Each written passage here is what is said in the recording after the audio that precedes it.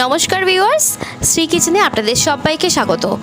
আমার আজকের এই ভিডিওতে দেখবেন আলুর মুচমুচে একটা স্ন্যাক্স রেসিপি। এই রকম স্ন্যাক্স রেসিপি যদি আপনারা বিকেলের নাস্তায় বানিয়ে ফেলেন তাহলে বাচ্চা থেকে বড় সকলেই পছন্দ করবে। আর বাড়িতে কোনো অতিথি এলেও এটা মাত্র 10 মিনিটে তৈরি করে দিতে পারবেন।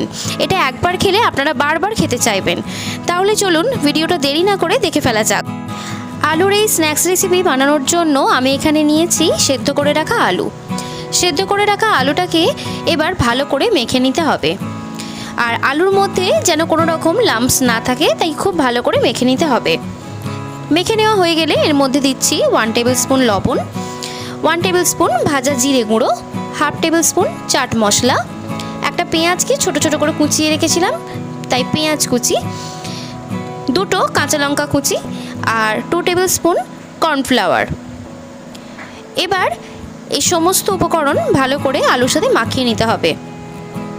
আমরা ঠিক যেরকম আলু ভাতে মাখি ঠিক সেরকমভাবে এটাকে ভালো করে মেখে নিতে হবে। আলুটা মেখে নেওয়া আমার হয়ে গেছে। এবার আমি হাতে নিয়ে নেব সরষের তেল। 2 হাতে সরষের তেল নিয়ে এখান থেকে আলু নিয়ে এভাবে ছোট ছোট গোল চ্যাপটা শেপ দিয়ে দেব। ঠিক যেরকম কাটলেটের শেপ হয় ঠিক সেরকমই শেপ দিয়ে দিচ্ছি। আর হাতেতে সরষের তেলটা নিচ্ছি কারণ হাতেতে আলুটা যাতে জড়িয়ে না যায়। এইভাবে আমি প্রত্যেকটা আলুর শেপ দিয়ে দিচ্ছি। এখানে আলুর শেপ দেওয়া হয়ে গেছে। এবার আমি নিয়েছি 2টো ডিম, 2টো ডিমকে ভেঙে নিয়েছি। এবার একটা পিস নিয়ে এই ডিমের মধ্যে স্পুনের সাহায্যে ভালো করে বোথ সাইডস ডুবিয়ে নিচ্ছি। তারপর এটা নিয়ে ব্রেড ক্রাম্বসে দিয়ে ভালো করে ব্রেড ক্রাম্বস মাখিয়ে নিচ্ছি। আর এটা আমি ডাবল কোটিং করব।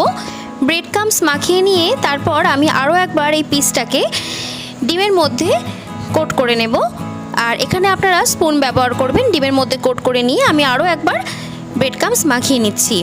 এইভাবে ডাবল কোটিং করলে এটা খুবই মুচমুচে হয় আর খেতেও ভালো লাগে।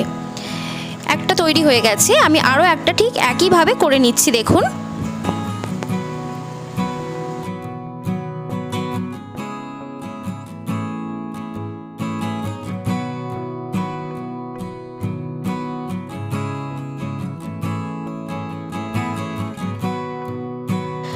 দেখুন এখানে আলুর 2টো কাটলেট কোট করে নেওয়া হয়ে গেছে। আর এদিকে গ্যাসের ওভেন জেলে কড়াই বসিয়ে দিয়ে এর মধ্যে তেল দিয়ে দিয়েছিলাম। তেলটা হালকা একটু গরম হলে এর মধ্যে আমি কাটলেটগুলো দিয়ে দিচ্ছি।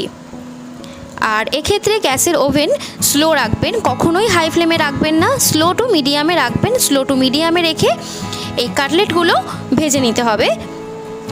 আর এখানে চেষ্টা করবেন কোটিং করে সঙ্গে সঙ্গে তেলে দিয়ে দেবার। আমি এখানে একটা করে করেছি আর তারপর তেলে ছেড়েছি। এইভাবে করলেই আপনাদের সুবিধা হবে। আর প্রথমে তাই আপনাদের আমি 2টো দেখালাম যাতে আপনারা বুঝতে পারেন। আলুটা মাখার সময় আপনারা যদি মনে করেন যে ধনেপাতা দেবেন সেক্ষেত্রে ধনেপাতা ব্যবহার করতে পারেন, কিন্তু আমার কাছে ছিল না বলে আমি ব্যবহার করিনি। দেখুন স্লো ফ্লেমে এটা ভাজার পর এর মধ্যে ব্রাউন কালার চলে এসেছে। এবার একটা একটা করে এইভাবে তুলে নিতে হবে। পুরোপুরি ব্রাউন কালার চলে এলেই একটা একটা করে তুলে নেবেন। এই আলুর কাটলেটগুলো তেল থেকে তুলে নিয়ে এবার বাকি যে পিসগুলো রয়েছে ঠিক একইভাবে কোটিং করে তেলে ভেজে নিচ্ছি। দেখুন তৈরি হয়ে গেছে আলুর কাটলেট। এইভাবে যদি আপনারা বাড়িতে করেন দেখবেন একবার করলে বারবার খেতে চাইবেন। দেখে বুঝতেই পাচ্ছেন যে কতটা মুচমুচে হয়েছে। এই ভিডিওটা যদি আপনাদের ভালো লেগে থাকে তাহলে লাইক কমেন্ট শেয়ার করুন। আর আমার চ্যানেলে নতুন বন্ধু হলে চ্যানেলটি সাবস্ক্রাইব করার জন্য অনেক অনুরোধ রইল। ভিডিওটি দেখার জন্য আপনাদেরকে অনেক অনেক ধন্যবাদ।